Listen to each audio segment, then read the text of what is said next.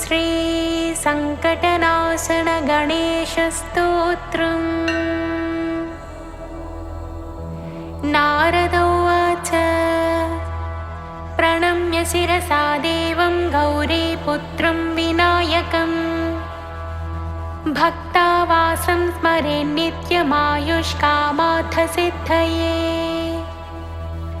प्रथमं वक्रतुण्डं च एकदन्तं द्वितीयकम् तृतीयं कृष्णपिङ्गाक्षं गजवक्त्रं चतुर्थकम् लम्बोदरं पञ्चमं च षष्ठं विकटमेव च सप्तमं विघ्नराजं च धूम्रवर्णं तथाष्टमम् नवमं भालचन्द्रं च दशमं तु विनायकम् एकादशं गणपतिं द्वादशं तु गजाननं।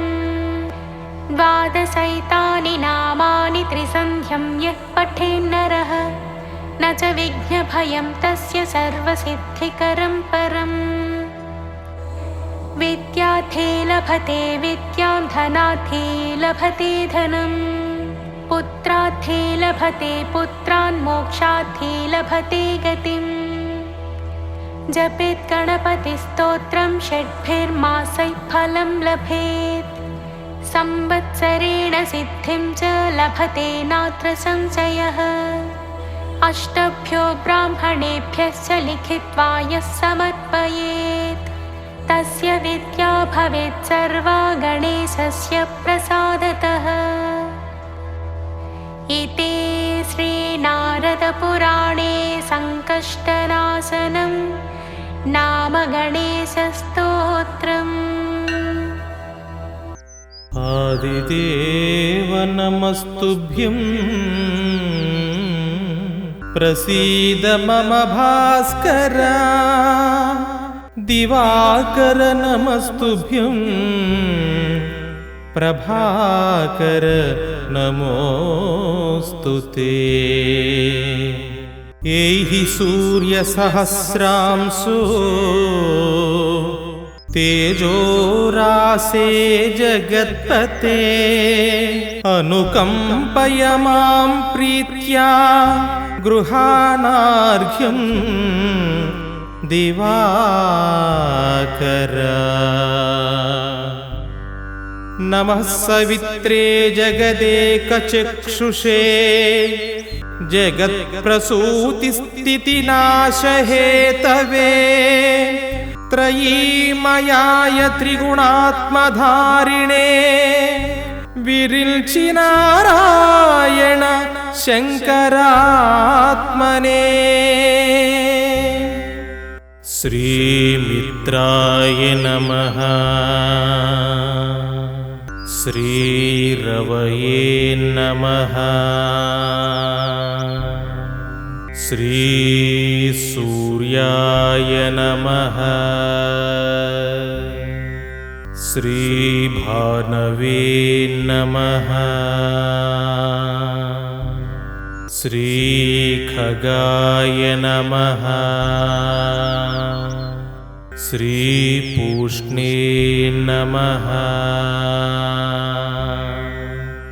श्रीहिरण्यगर्भाय नमः। श्रीमरीचये नमः। श्री आदित्याय नमः। श्रीसवित्रे नमः। श्री अर्काय नमः। श्री भास्कराय नमः। तेजसामसि तेजस्वी त्रयीमूर्ति दिवाकरः पद्मबन्धुः सह प्रांशुः आदित्यः शरणं मम।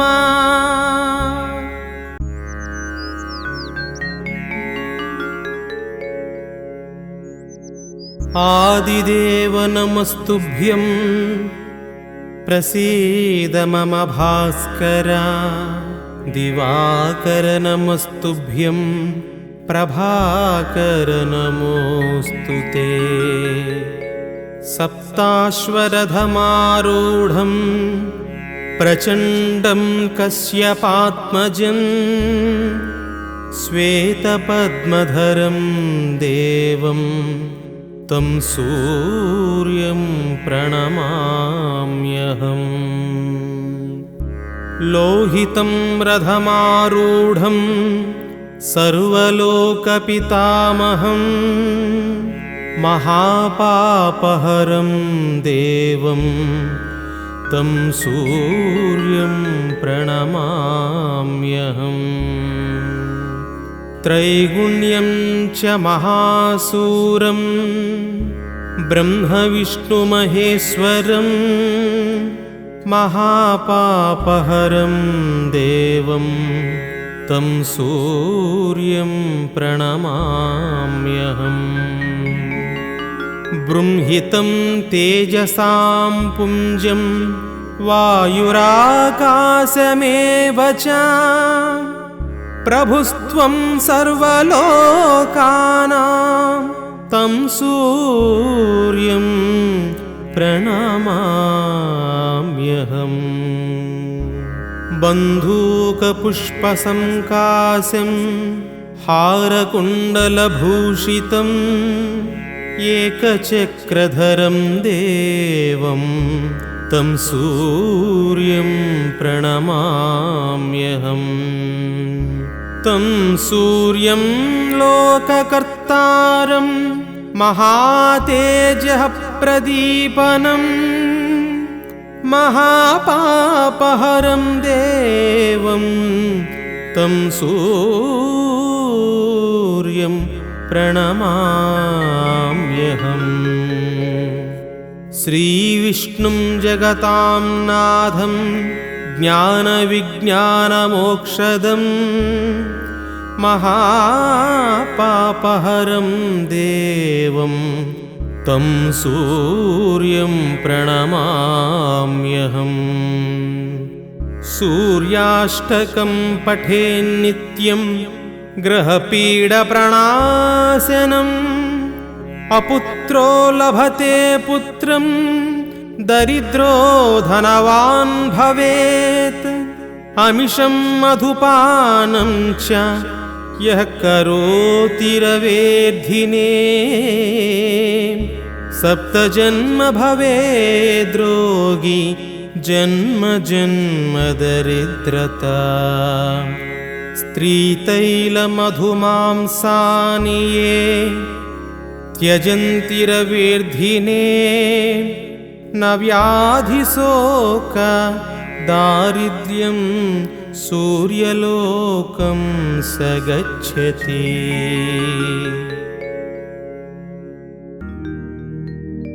मुदाकरात्तमोदकं सदा विमुक्तिसाधकं कलाधरावतंसकं विलासिलोकरक्षकम् अनायकैकनायकं विनाशिते भदैत्यकं नताशुभाशुनाशकं नमामि तं विनायकम्। न ते तरातिभीकरं नवोदितार्कभास्वरं न मत्सुरारिनिर्जरं न ताधिकापदुर्धरम्। सुरेश्वरं निधीश्वरं गजेश्वरं गणेश्वरं महेश्वरं तमाश्रये परात्परं निरन्तरम्। समस्तलोकशङ्करं निरस्तदैत्यकुञ्जरं दरेतरोदरं वरं वरेभवक्त्रमक्षरम्। कृपाकरं क्षमाकरं मुदाकरं यशस्करं मनस्करं नमस्कृतां नमस्करोमि भास्वरम्। अकिञ्चनार्तिमार्जनं चिरन्तनोक्तिभाजनं पुरारिपूर्वनन्दनं सुरारिगर्वचर्वणं प्रपञ्चनाशभीषणं धनञ्जयादिभूषणं कपोलदानवारणं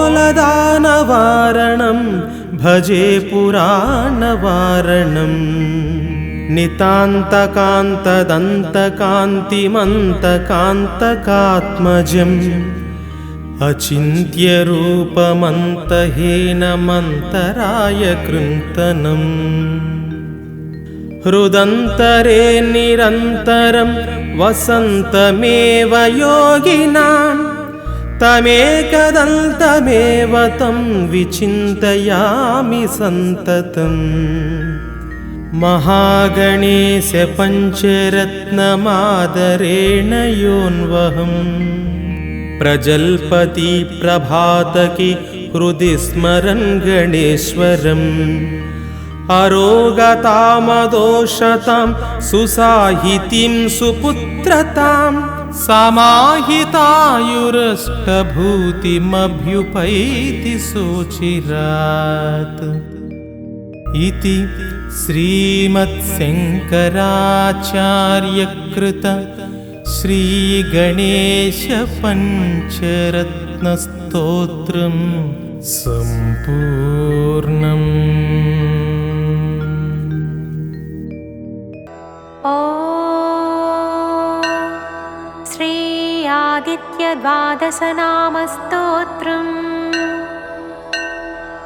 आदित्य प्रथमं नामं द्वितीयं तु दिवाकरः तृतीयं भास्करः प्रोक्तं चतुर्थं तु प्रभाकरः पञ्चमं तु सहस्रांशु षष्ठं चैव त्रिलोचनः सप्तमं हरिदस्वश्च अष्टमं तु विभावसुः नवमं दिनकृत् प्रोक्तं दशमं द्वादशात्मकः एकादशं त्रयीमूर्ति द्वादशं सूर्य एव च द्वादशादित्यनामानि प्रातः काले पठेन्नरः दुःस्वप्नो नश्यते तस्य सर्वदुःखं च नश्यति दद्रुकुष्ठहरं चैव दारिद्र्यं हरते ध्रुवम्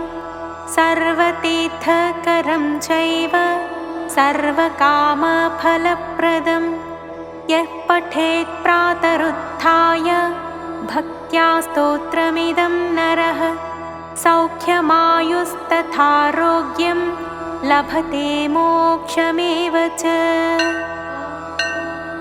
इति श्री आदित्य द्वादशनामस्तोत्रम्। ॐ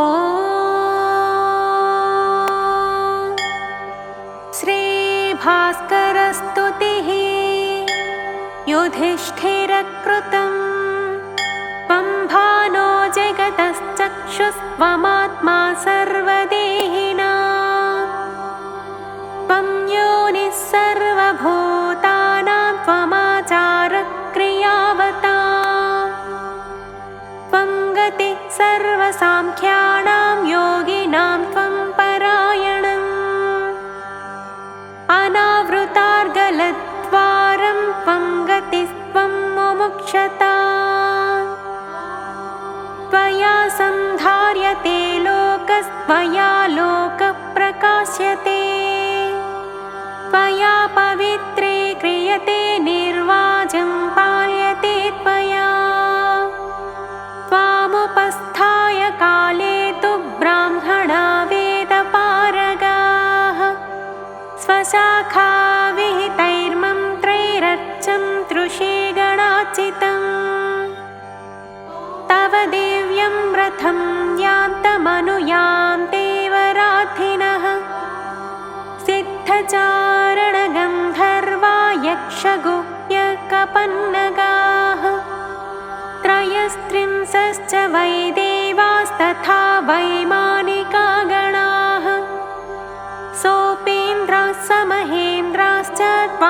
दृष्ट्वा सिद्धिमागताः उपयान्त्यर्चयित्वा तु त्वां वै प्राप्तमनोरथाः दिव्यमन्दारमालाभिस्तूर्णं विद्याधरोत्तमाः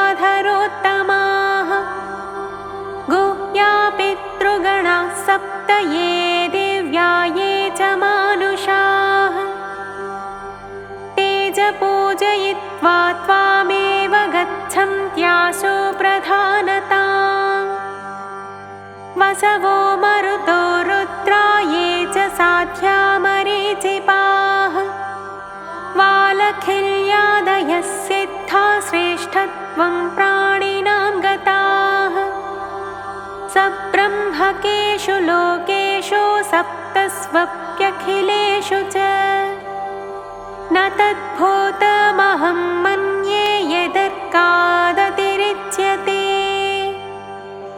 सन्ति चान्यानि सत्त्वानि वीर्यवन्ति महान्ति च न तु तेषां तथा दीप्तिः प्रभावो वा यथा तव ज्योतिंषि त्वयि सर्वाणि त्वं सर्वज्योतिषां पतिः त्वयि सत्यं च सत्त्वं च सर्वे भावाश्च सात्विकाः तत्त्वेजसा कृतं चक्रं सुनाभं विश्वकर्मणा देवारीणां मदो येन नासितः साङ्गधन्वना त्वमादायां शुभिस्तेजो निदाघे सर्वदेहिनां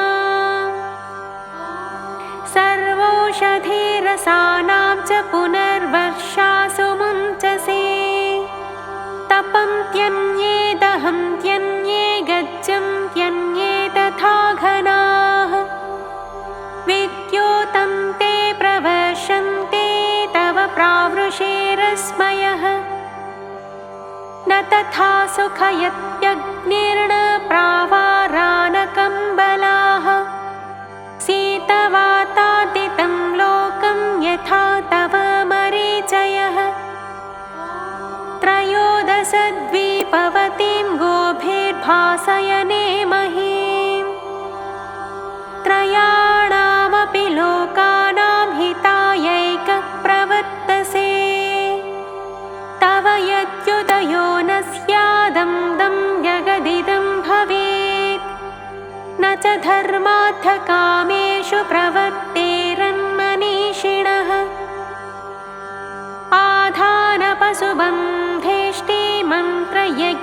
आधानपशुबन्धेष्टिमन्त्रयज्ञतपक्रियाः त्वत्प्रसादादवाप्यन्ते ब्रह्मक्षत्रविसाङ्गणैः यदहर्ब्रह्मणः प्रोक्तं सहस्रयुगसंमितं तस्य त्वमादिरन्तश्च कालज्ञः परिकीर्तितः मनूनां मनुपुत्राणां जगतो मानवस्य च मन्वन्तराणां सर्वेषामीश्वराणां त्वमीश्वरः संहारकाले सम्प्राप्ते तव क्रोधविनिसृतः संवर्तकाग्निस्त्रैलोक्यं भस्मीकृत्यावतिष्ठते त्वद्दीधिते समुत्पन्ना नानावर्णा महाघनाः सैरावतासासनयः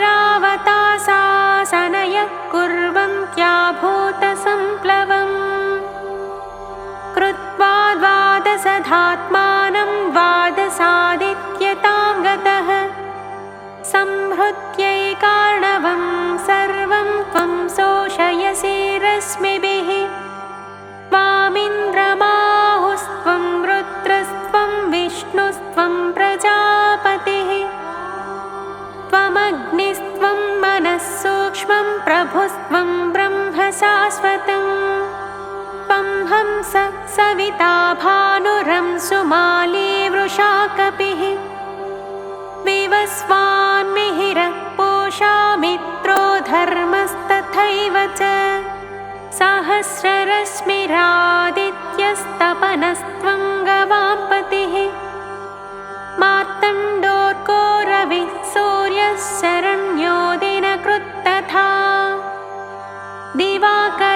सप्त सप्ते धामकेशे विरोचनः आशुगामी तमोघ्नश्च हरिताश्वच्च कीर्त्यसे सप्तम्यामथवा पुष्ठ्यां भक्त्या पूजां करोति यः अनिर्विण्णोऽनहङ्कारी तं लक्ष्मीर्भजते नरम् न तेषामापदः सन्ति नाथयो व्याधयस्तथा ये तवानन्यमनसः कुर्वन्त्यच्चनवन्दनम् सर्वरोगैर्विरहिताः सर्वपापविवर्जिताः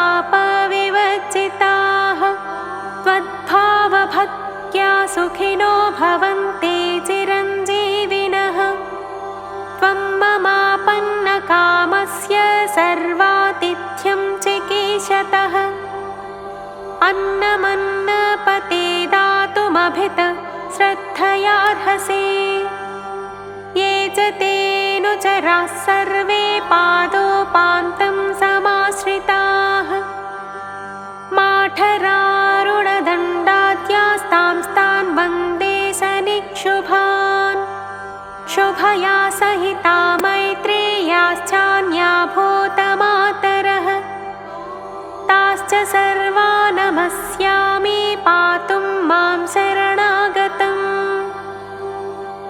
इति श्रीमन्महाभारते अरण्यपर्वणि तृतीयोऽध्याये युधिष्ठिरकृत भास्करस्तुतिः। गजाननाय गाङ्गेय सहजाय सदात्मने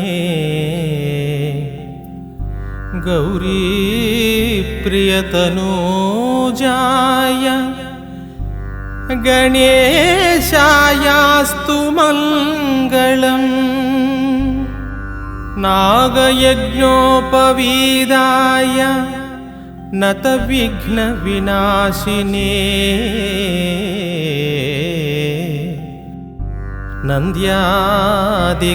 नन्द्यादिगणनाथाय नायकायास्तु मङ्गलम् इभवक्त्राय चेन्द्रादि वन्दिताय चिदात्मने ईशानप्रेमपात्राय नायकायास्तु मङ्गलम् सुमुखाय सुसुण्डाग्रात् क्षिप्तामृतघटाय च सुरवृन्दनिषेव्याय चेष्टदायास्तु मङ्गलम् चतुर्भुजाय चन्द्रार्धविलसन्मस्तकाय च चरणावनतानन्ततारणायास्तु मङ्गलम् वक्रतुण्डाय वटवे वन्याय वरदाय च विरूपाक्षसुतायास्तु मङ्गलम् प्रमोदमोदरूपाय सिद्धिविज्ञानरूपिणे प्रकृष्टापापनाशाय फलदायास्तु मङ्गलम् मङ्गलं गणनाथाय मङ्गलं हरसूनने मङ्गलं विघ्नराजाय विघहर्तेस्तु मङ्गलम्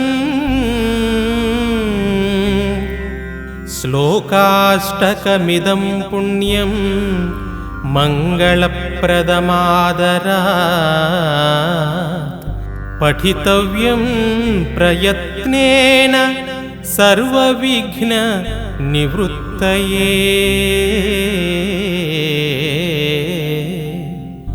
ఇతి శ్రీగణేశ మంగళాష్టకం సంపూర్ణం.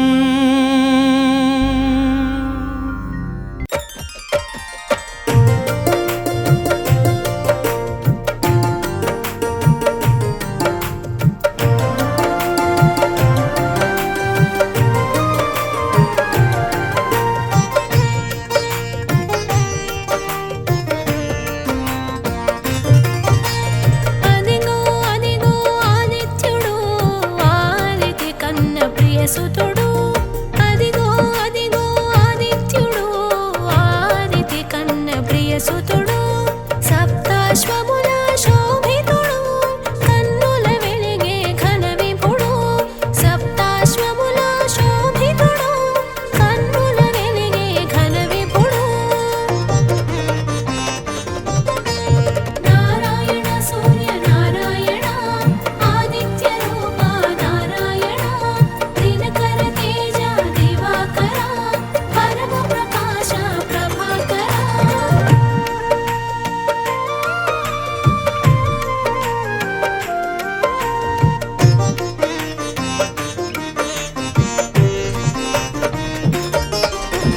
బ్రహ్మ తేజమున భాసించి సాకారమున చరించి, ఏకగమనమున పయనించి ఏకోన్ముఖముగా సాగేను. కాంతికి రూపంగా తెలిసి కోటి కిరణముల భాసించే కాలగమనుని కందాము, కరములు జోడి ఉందాము. నారాయణ సూర్య నారాయణ ఆదిత్య రూప నారాయణ, దినకర తేజ దివాకర పరమ ప్రకాశ ప్రభాకర.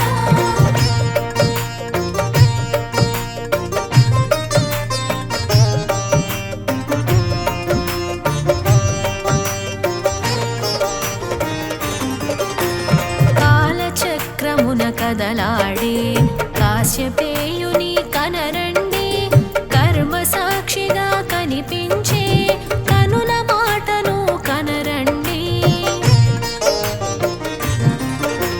సూర్యదేవుని కథ తెలియండి, ఆదిత్య దేవుని స్మరించండి. కాశ్యపేయునిగా కనిపించాడు, అదితి సుతునిగా వెలిగాడు. నారాయణ సూర్య నారాయణ ఆదిత్య రూప నారాయణ, దినకర తేజ దివాకర పరమ ప్రకాశ ప్రభాకర.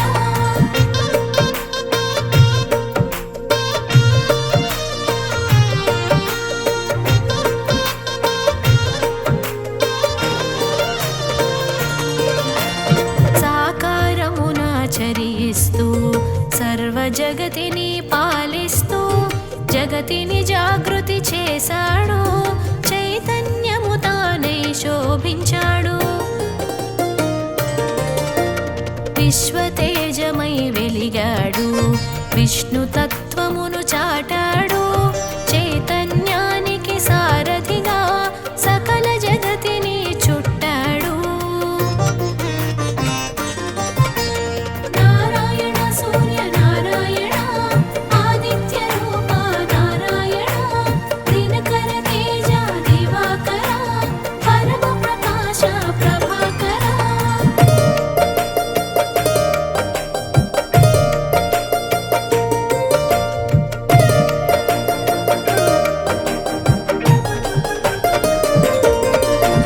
విశ్వనేత్రముగ విరిశాడు, ఓంకారమును నింపుకొని సాకారమును కూర్చుకొని సంఘమిత్రునిగా వెలిగాడు. విష్ణునామాన విరిసేవు, విశ్వఖ్యాతిని బడసేవు, రుద్ర రూపమును దాల్చేవు, భద్రమూర్తిగా వెలిగేవు. నారాయణ సూర్య నారాయణ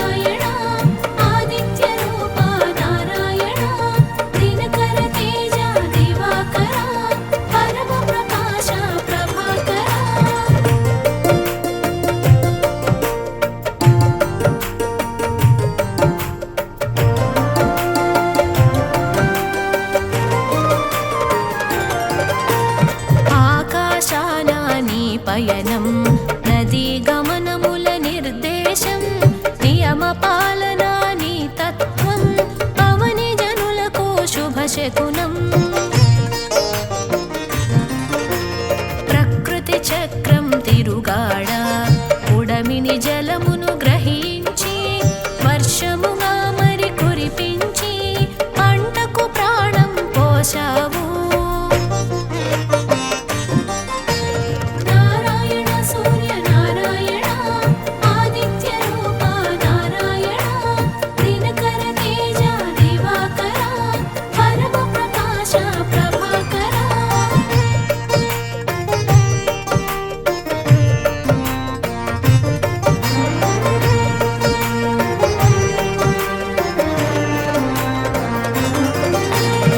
సూర్యమండలము వాసముగా సకల దేవతలు వసించా అన్న ప్రాణములు వికసించి అన్ని జీవుల మెరిసేను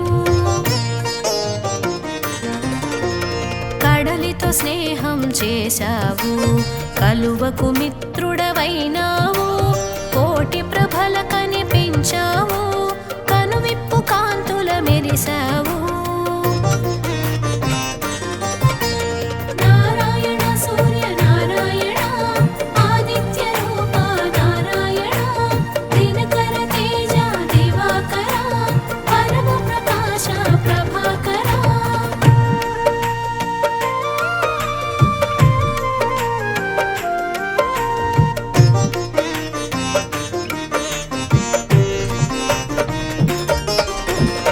చైతన్యానికి స్ఫూర్తివి నీవు కాంతి మండలపు కీర్తివి నీవు వికాసానికి ఊపిరి నీవు ప్రకాశినికి ప్రాణం నీవు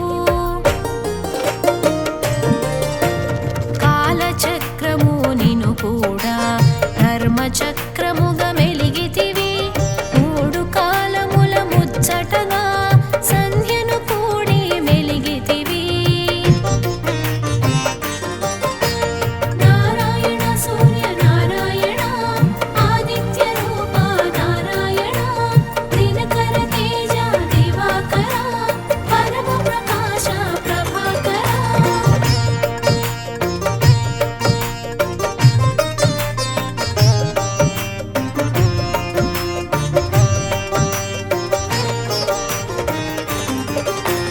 నిన్ను కూడగా సంధ్యాకాంత వందనీయతను బడసింది సంధ్య తేజమున నిన్ను కూడి మూడు సంధ్యల మెరిసింది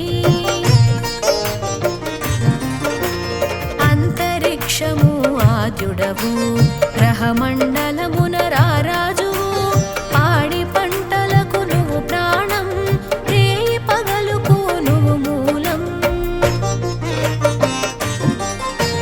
నారాయణ సూర్య నారాయణ ఆదిత్య రూప నారాయణ దినకర తేజ దివాకర పరమ ప్రకాశ ప్రభాకర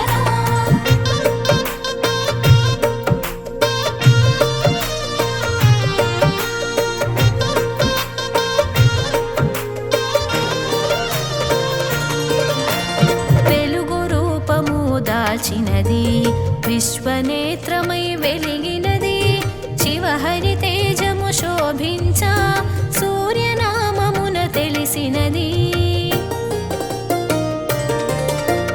చైత్రములో నా దాతగా తెలిసి రక్తవర్ణమున శోభించి కాశీవాసము చేసావు లోలార్కుని తెలిసేవు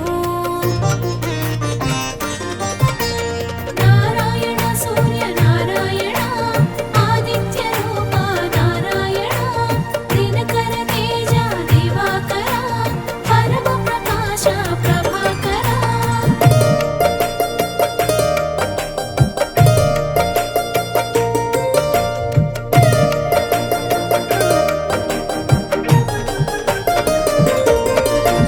వైశాఖమున ఆర్యముడై పీతవర్ణమున ప్రభవించి పేరు శిఖరమున మెరిసేవు కమల వికాసము కూర్చేవు దేవ దేవతలందరూ నిను వేడ శిలారూపమును దాల్చావు మయుని చేతిలో శిల్పంగా అవతరించెను అపురూపంగా నారాయణ సూర్య నారాయణ ఆదిత్య రూప నారాయణ దినకర తేజ దివాకర పరమ ప్రకాశ ప్రభాకర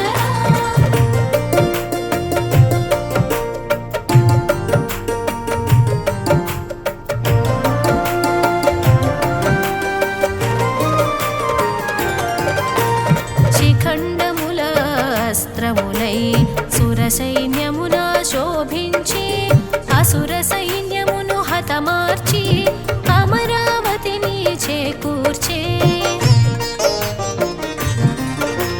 జ్యేష్ఠములో జనమిత్రునిగా చీకట్లను తొలగించి అరుణవర్ణమున వెలిగేను అంతట మోదము కూర్చేను నారాయణ సూర్య నారాయణ ఆదిత్య రూప నారాయణ దినకర తేజ దివాకర పరమ ప్రకాశ ప్రభాకర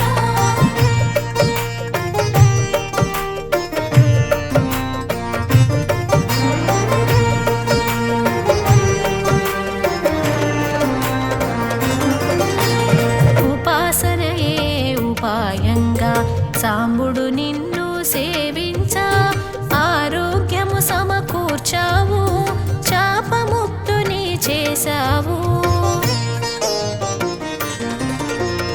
ఆరోగ్యం భాస్కరాదిత్య అన్ననానుడికి శ్రీకారం ఆనాటి నుండే సాకారం సర్వజనులకు శుభయోగం నారాయణ సూర్య నారాయణ ఆదిత్య రూప నారాయణ దినకర తేజ దివాకర పరమ ప్రకాశ ప్రభాకర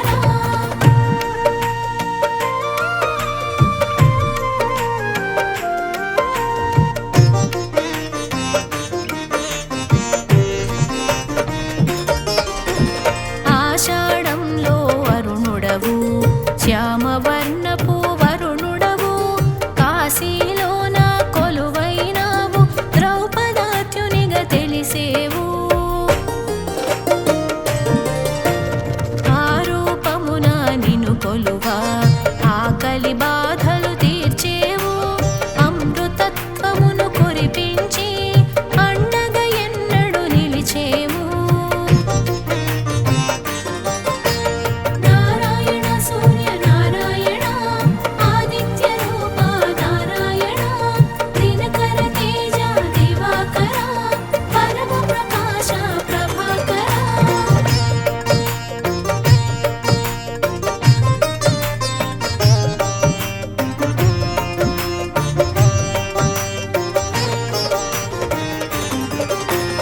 శ్రావణమందున ఇంద్రుడవై శ్వేతవర్ణమున వెలిగేవు మయూఖముల విరిసేవు సౌభాగ్యదాతగా తెలిసేవు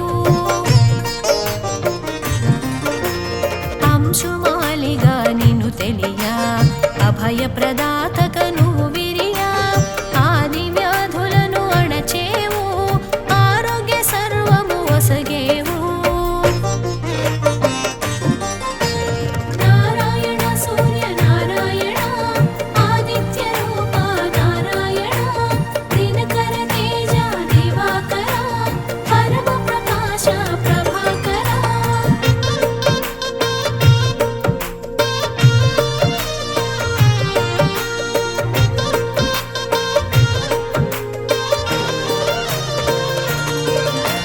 గోధుమ వర్ణములో నీవు గ్రహమండలమున వెలిగేవు భాద్రపదమున భాసించేవు వివస్వంతునిగా తెలిసేవు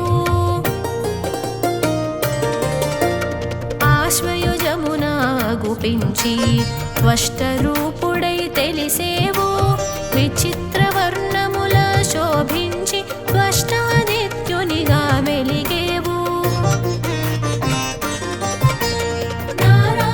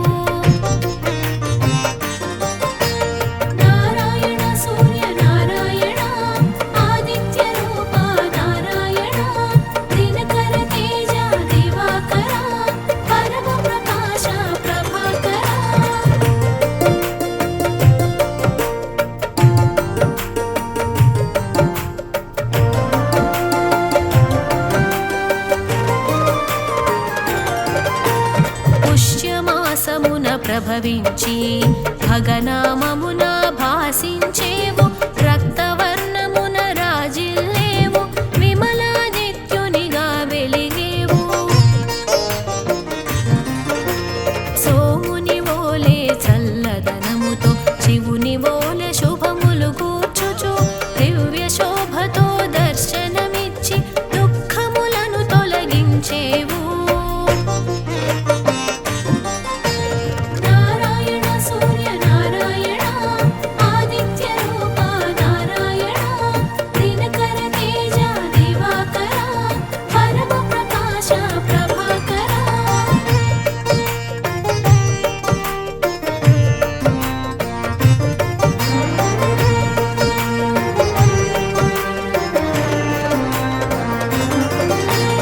మాఘమాసమున మెరిసేవు పూషాదిత్యునిగా తెలిసేవు లక్కవర్ణమున వెలిగేవు శోకతాపములు తీర్చేవు ఫాల్గుణమందు ప్రభవించి పర్జన్యునిగా పేరుంది అరుణ తేజమున వెలిగేవు దుర్గతులను దూరం చేసేవు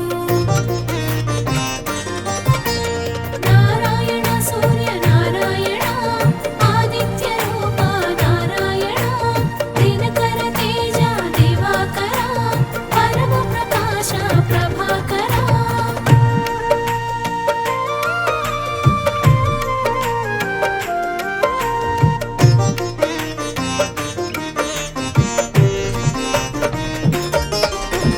మాసానికి ఒక నామంతో మోదము కూర్చెడి రూపంతో సకల వర్ణముల శోభించేవు ద్వాదశాదిత్యునిగా తెలిసేవు పూర్వ దిక్కును చూపించేవు దశ దిశలా